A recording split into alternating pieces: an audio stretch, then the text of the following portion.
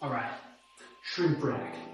I'm gonna build it. I have my shop. I have my plans. I have an idea of what I want to do. Basically, I have 4 10-gallon tanks.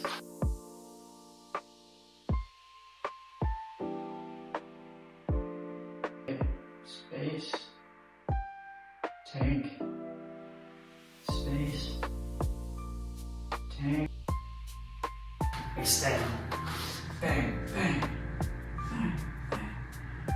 All right, down here, what I want to do is I want to have a pump.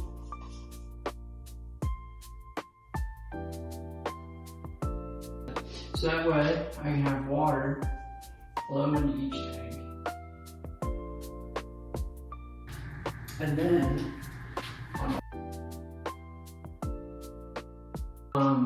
this will have filter media.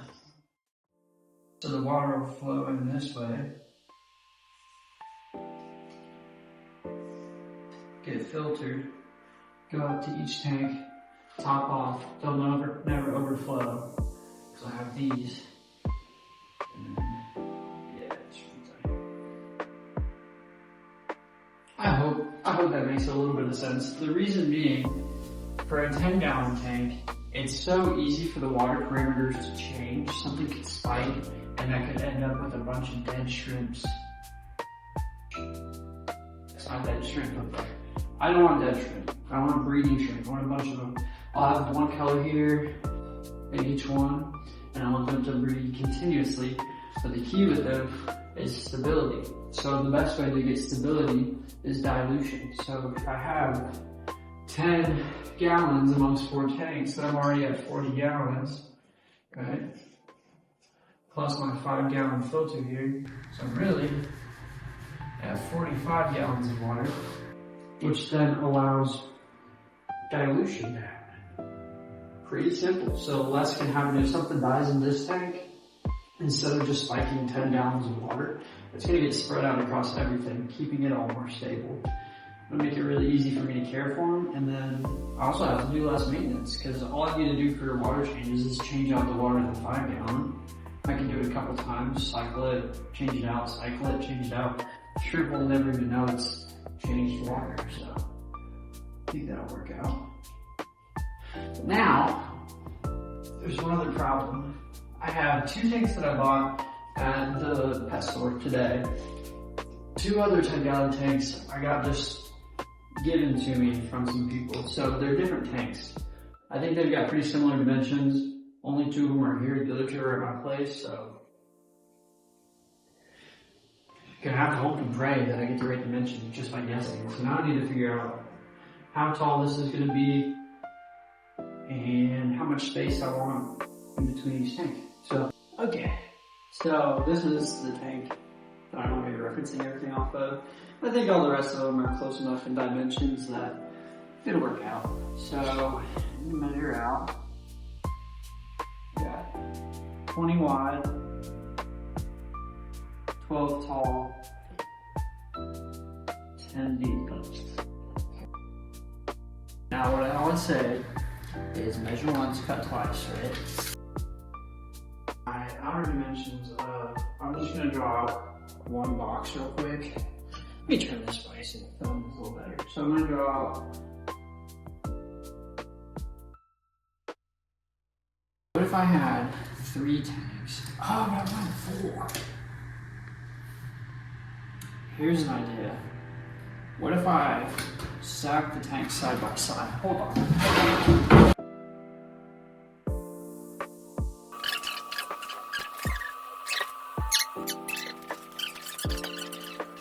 So I did actually decide that I want to be below 8 foot total, and 100 inches is, I can't write backwards. There we go. 100 inches is too big. So what I'm going to do is, instead of, that's so hard to do. Instead of a 6-inch gap, we're going to do a 5-inch gap. So that'll get me 5 inches total back in the total project, and that'll put me below 8 foot, so that'll work out. Okay, first things first, I need to get a few boards cut to 95 inches for the vertical part, and I'm hoping that I have enough lumber. I should, but if not, I'm gonna have to make it around. And no, I don't have sawhorses, so I use my wheelbarrow.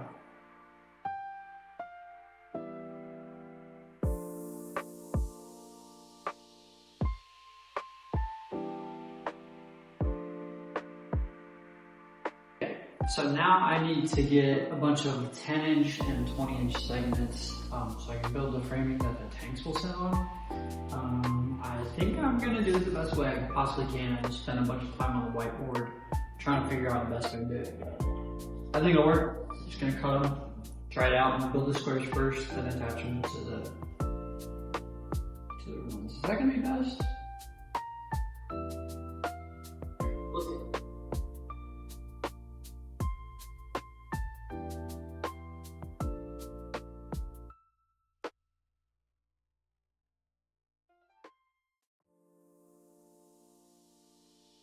So I just realized I made a stupid mistake.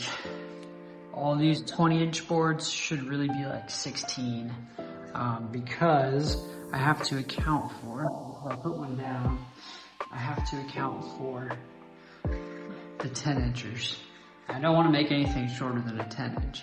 So basically, if you can see that, I have about 4 inches. Really, it's probably not 4 inches. It's probably 3 inches. But basically that much needs to come off of each one. So I'm gonna do some testing, make sure, double check, make sure everything's right. And then I'll cut all these again. Yeehaw.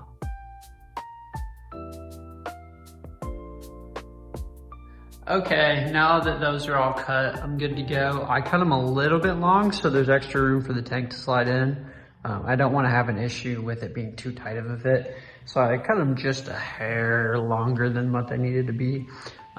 It'll be fine. They're, you know, 1.5 inches wide, but I'm gonna start assembling some boxes and then we'll be able to start the next step.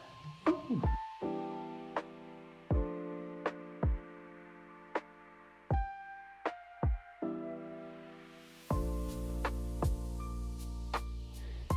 Okay.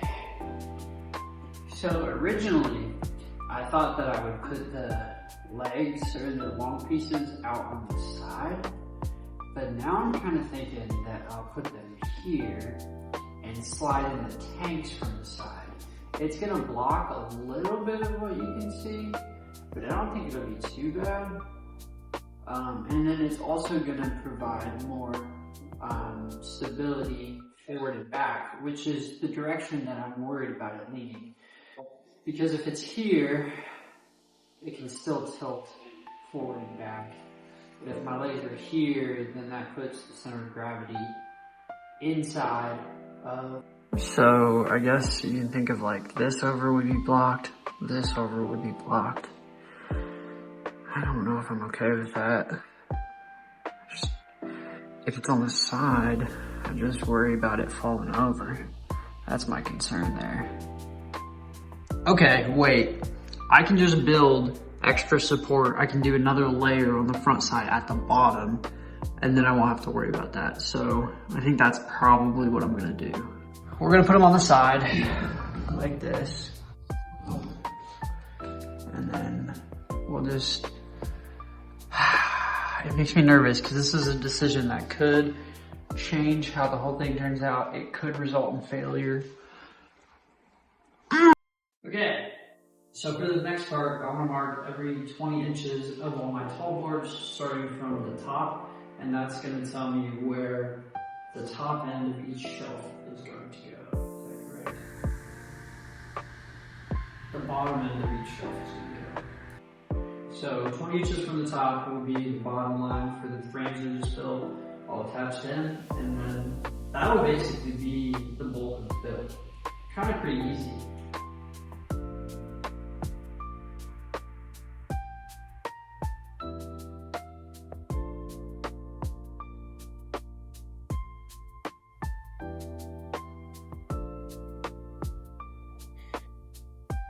Alright, so I just got it all screwed together.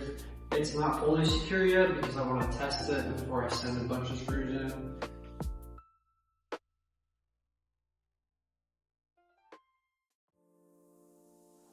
Cool.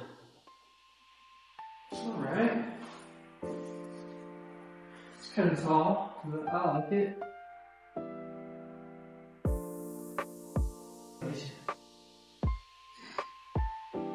Yeah, and I'll secure the rest of that.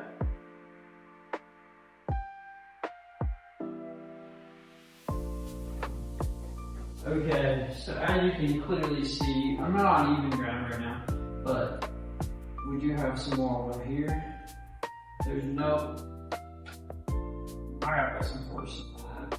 No wobble there. So exactly what I was thinking was gonna happen. What I'm gonna do is I'm gonna cut a piece for the front and for the back, just at the bottom, and then that should stabilize it. So. Okay, so I added the beak, and as you can see, it's much more sturdy. I'm still on uneven ground, there's a grain right there. Much more sturdy. I feel confident to put tanks on there. Alright, here are the tanks. Just put them in, they fit really snug. They'll slide out, but they're fully supported. I'm hoping the other two tanks that I have will fit here and there. And then I'll put the 5-gallon below. You should be pretty good. So now I just gotta stain it, make it look nice, and then, yeah.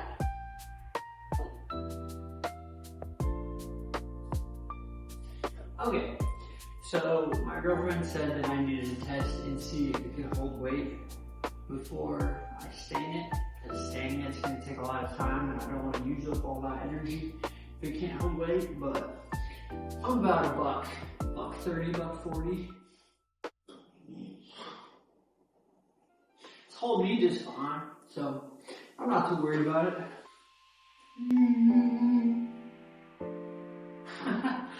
Alright, I'll get that.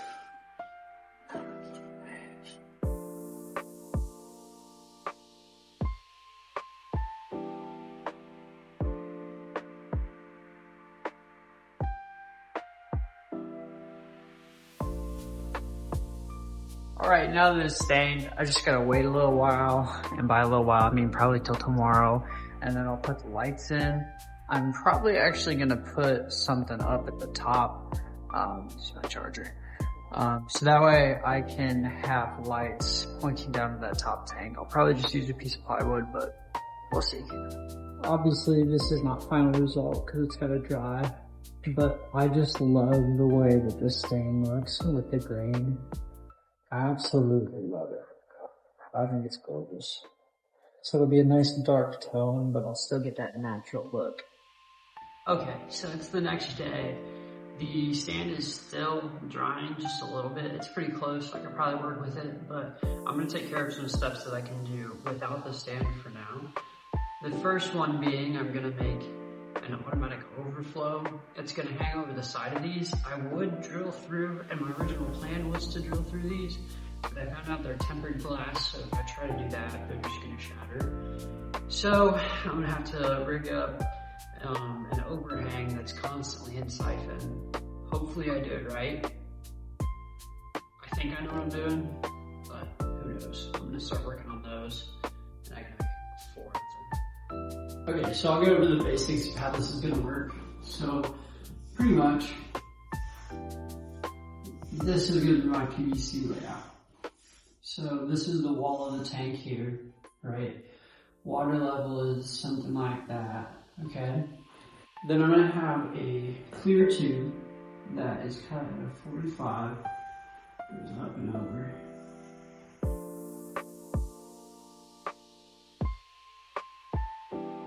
And it's like that.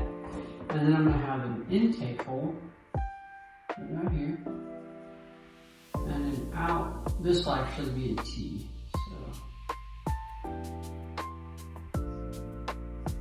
Okay, so basically how it works is when the water level of the tank rises, it'll flow into this hole, and there's already gonna be water in here, so you can imagine there's some sort of water level.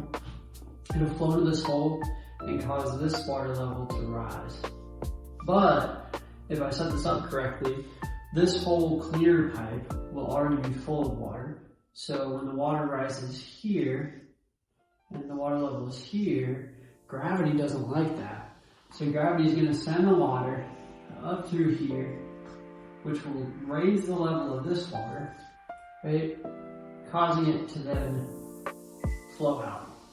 And then basically I'll have 4 of these and they'll be attached to one pipe that goes down into my sump tank. I know that's probably confusing, but I wanted to give you at least some explanation of what I'm doing.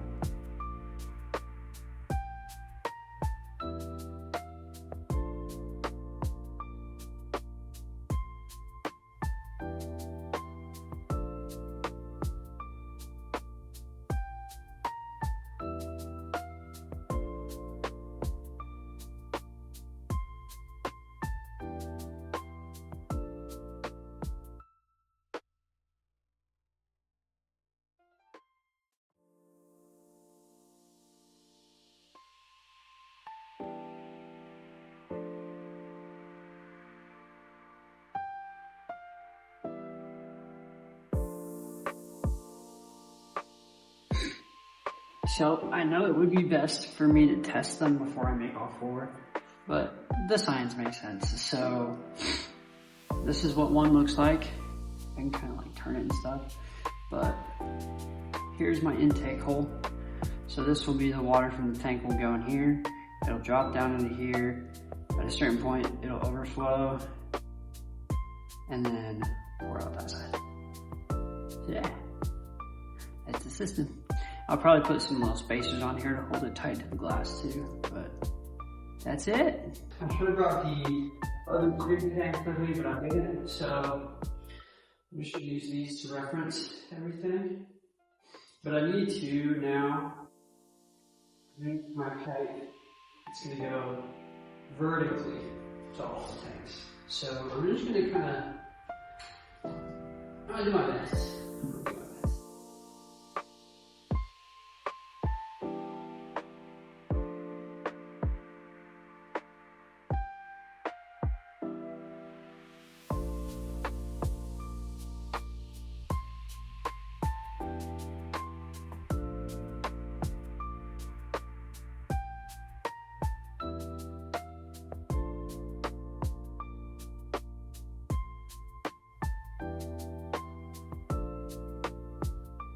Okay, so you can kind of see how this is going to work. So each one of these is going to pop off the tank that it's in.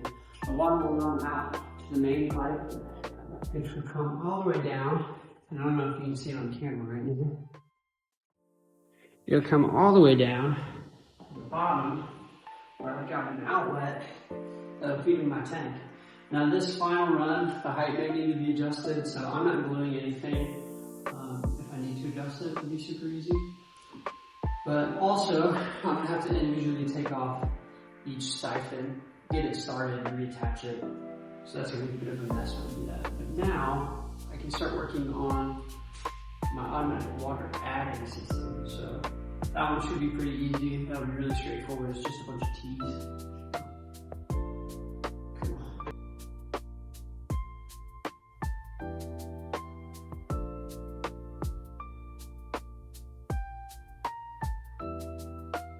Alright. I wish I would have done something different or thought about it a little bit more in terms of securing everything. But that can always happen later. I think now I'm gonna load it up in the truck, take it back to my place, put the lights in, and start aquascaping. Okay, flash forward. I had to go do some work stuff, but I did get the stand in. Unfortunately, you can see it was too tall for the roof. Actually, it was the perfect height, but I couldn't stand it up because, you know, when you're diagonal, the height is a little bit more. So that sucked. I had to cut off the top, but now it's in here. I just have to fix some of the plumbing that came apart when I was moving it, and then get some tanks ready, and we can start setting up. I'm gonna put the lights on. Actually, I don't know if I should do the lights now or if I should wait until I get the tanks in there. I don't know, we'll see. We have a major issue. Major issue. So I went to put this tank up here, and I realized there's no way I can ever access that tank. So,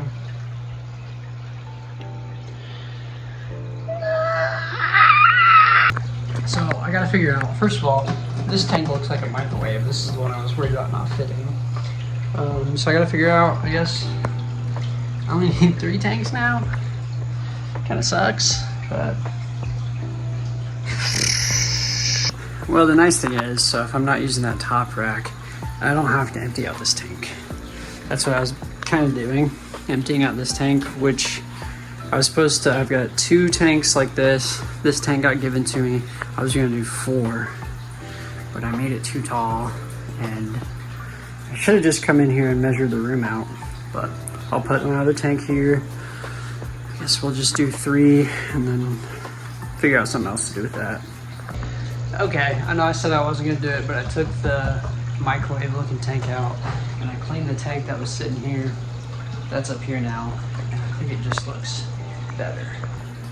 The rack just looks better. I wish that that top one would fit a tank, but it doesn't. I'll get that 5-gallon below, so that'll be helpful. But yeah, now I just gotta do the rest of the shit.